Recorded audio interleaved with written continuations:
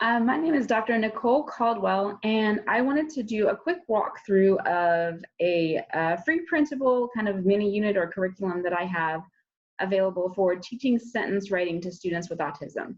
So I'm going to walk you through some steps to teaching that skill, as well as show you how to use the curriculum program that I have available. So let's get started. Okay, so like I said, this is going to be basically a walkthrough of the unit plan. And that's kind of the cover page for it. You'll see on your right there. And I've also included the links here to download the unit plan so you can have a copy of it. And I will put those in the description of this video as well, so you can click them directly from there and you don't have to write them all down from this, but that's what you'll want to do to start using the program, is just grab a downloaded copy. Okay, so when you jump into the curriculum, we'll see that there's a table of contents that kind of breaks down the skills. And we're going to be walking through each one of those in this video. But I just wanted to do a quick note. Some of the skills that your student or your child would need before using this unit plan would be the following here on this list. We want them to know the names of various items and objects and things that are common in their environment. They should know different adjectives, such as color words and sight words, etc. They should have the ability to write multiple words like handwriting. So we wouldn't want to use this, for really young kids or anything. Want to make sure that they're able to write words and sentences in terms of actual physical handwriting.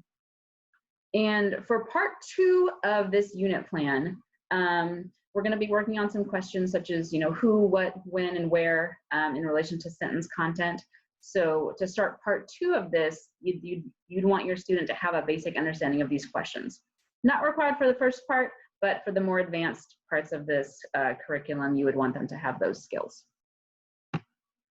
Okay, so this is the first activity that I do in the curriculum program. And we're just matching a single word to a picture.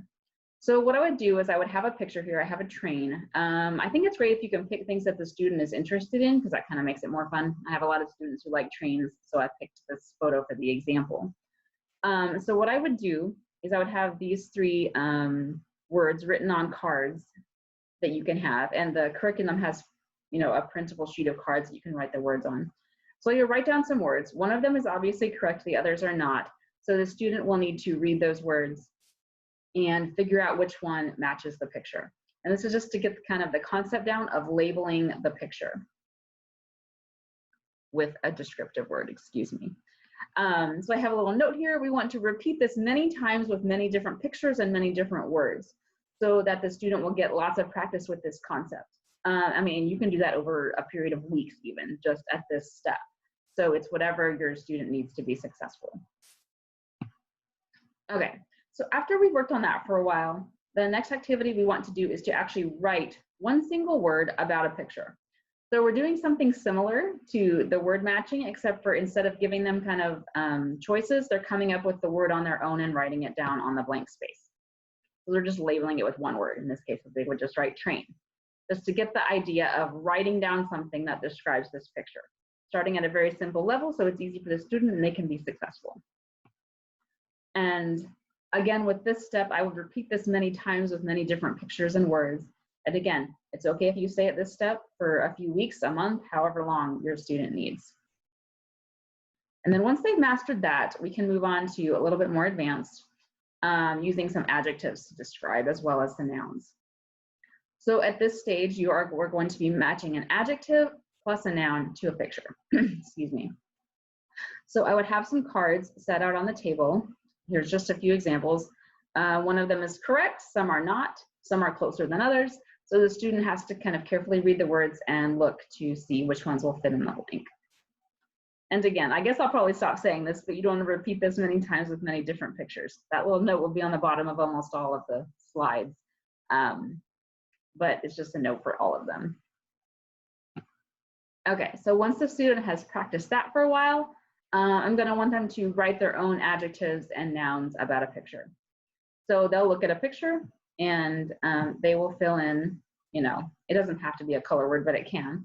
So in this case, they could write green train. If you have some trains of different sizes, you could write small train, big train, fast train. They can kind of write whatever they want, actually, but you're writing one adjective and then the noun at this stage. And then our next step in the lesson is to match an article such as a, an, or the, plus an adjective plus a noun to the picture. So we're just expanding that a little bit to include more words, so we're getting closer to a full sentence here. So again, I would write some possible choices on the word cards and sit them on the table or the desk in front of the student, and they have to read all the words and match to the picture which one is correct. And on this one, we do want to, again, practice with many different pictures, but also make sure you're practicing with all the different articles in different combinations. Like sometimes you'll write a yellow bus, sometimes you might write the yellow bus. Change it up so they get practice with all of those different articles combinations. So once we've practiced that for a while, the next activity is to move to word complete sentences. And it's okay if this takes a while for the student to get used to. And you'll be doing all of these activities along with any other language, strategies or other academic programs that you're working on with your kid. So it's not like this is the only thing you're doing. So you'll be doing other things, for enriching their language in general to help develop these skills as well. But for this step, pre-activity 6, we're going to be matching a complete sentence to a picture. So I have a picture here, and we'll again have these sentences written on cards set out on the table in front of the student. And the student will read all of them, pick which one matches the picture, and then they'll put it in this blank space right here.